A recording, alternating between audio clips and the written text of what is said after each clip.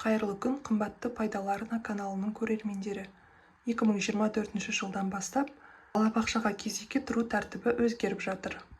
Бұл видеода балабақшаға тұру үшін қандай өзгерістер енгізілді, қандай іс-әрекеттер жасалуы керек, сол туралы толық ақпарат беретін боламын. Видеоны соңына дейін тамашалаңыздар, каналға тіркеліп қойыңыздар достар. Поисктан Индиго деп жазып аламыз. Осы жерден Индиго 24 деген жерге кіреміз. Ең алдымен бала туғаннан кейін балабақшаға кезекке тұрмаған болсаңыз, осы жерден қаласын таңдап кіресіз. Баланың балабақшаға дейінгі жетер жасын күтіп жүрмей, бала туа салысымен осылай кезекке тұрып қойғанымыз дұрыс болады. Стать в очередь деп басамыз. Осы жерде қандай іс-әрекеттер жасау керек туралы толық ақпарат берілген. Екі жерге белгі қоямыз. Жерден қандай балабақша керектігі туралы түрін таңдаймыз. Бұл жерде мобильді базада қандай номеріміз тіркелген, соны жазамыз.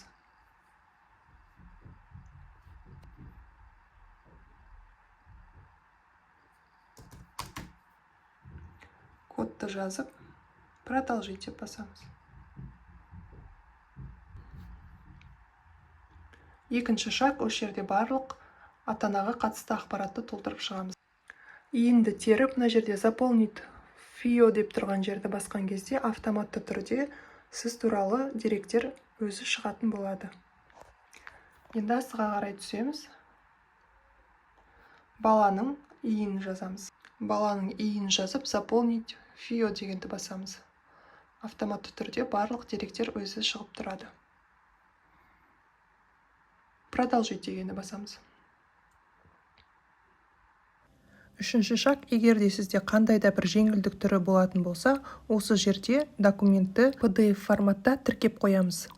Бұл балабақшаға кезек ашылған кезде приоритетный доступ деген болады, сол кезде қажет болады. Төртінші шаг, егер де сізге қандай да бір уведомление қажет болса, соның қай түрінде сіз қалайсыз, SMS түрінде ма, или почтаңызға ма, соны таңдайсыз. Согласие на использование сведений деген жерге белгі қойып, ары қарай продолжить деп басамыз. Осы жерден жаңағы сіздің енгізген деректеріңіз бойынша өтініш формасы шығады. Подать заявление деген кнопканы басамыз, ары қарай бізге өтініштің қабылданғандығы туралы анықтама шығады.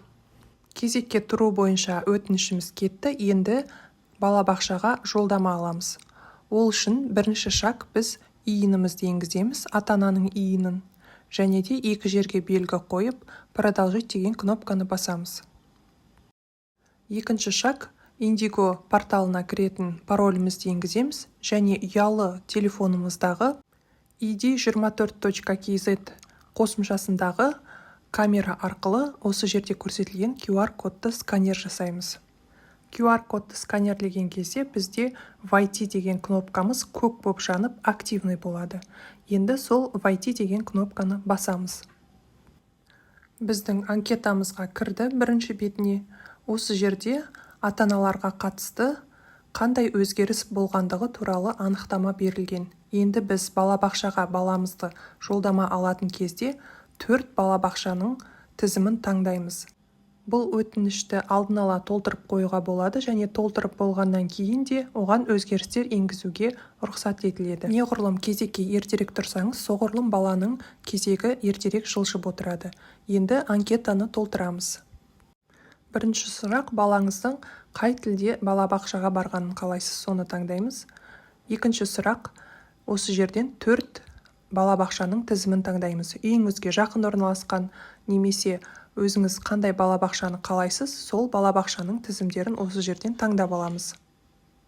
Балабақшаларды тізім ретінде осы жерден қарауға болады, немесе астыға қарай түскен кезде балабақшалар сіздің үйіңіздің айналасында қалай орналасқандығы туралы карта арқылы да көруге болады. Ашылған парақшадан әртүрлі фильтрлар қою арқылы өзіңізге керекті балабақшаларды іріктеп алсаңыз болады.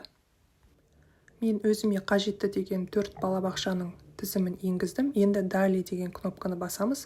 Үшінші сұрақ, қандай мемлекеттік немесе жеке балабақша түрі ма, соны таңдайсыз.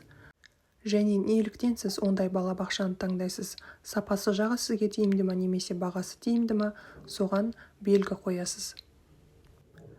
Далее деген кнопканы басамыз. Төртінші сұрақ. Балабақшаның төлемінің қандай болғаны сізге тиімді, соған белгі қоясыз. Ары қарай далее деп басамыз. Бесінші сұрақ. Қосымша үйірмелер мен сабақтар туралы сұрақ. Бұл жерде егерде қосымша ақша төлесеңіз, сіз балаңызды қандай секцияға немесе оқу үйірмесіне беретіндігіңіз туралы белгілейсіз. Және де қосымша другое деген жерге өзіңіз қалаған бұл тізімде жоқ жерді де жазуға болады.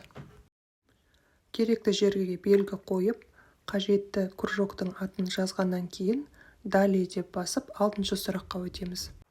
Бұл анкетаны толтырып болғаннан кейін қайтадан ішіне кіріп өзгеріс енгізуге болады. 6-шы сұрақ бізде цифровизация деп аталады. Яғни сіз өзіңіздің индигодағы жеке кабинетіңізде қандай қызмет түрлері болғанын қалайсыз, сол жерлерге белгі қойып толтыруыңызға болады.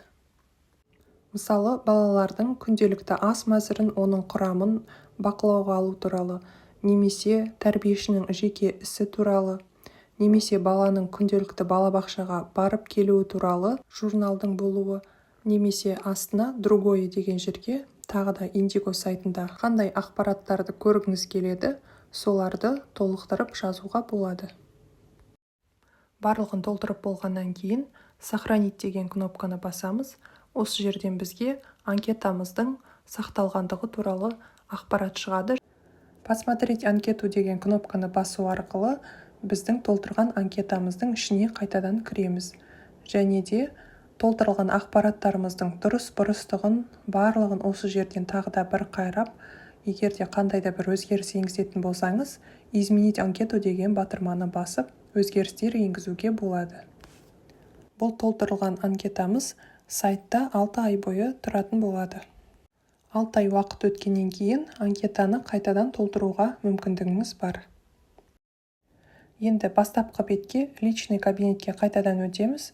Сол жерден біздің баланың очередке кезекке тұрғандығы туралы ақпарат шығады, және де өтініштің уақыты туралы ақпарат шығады.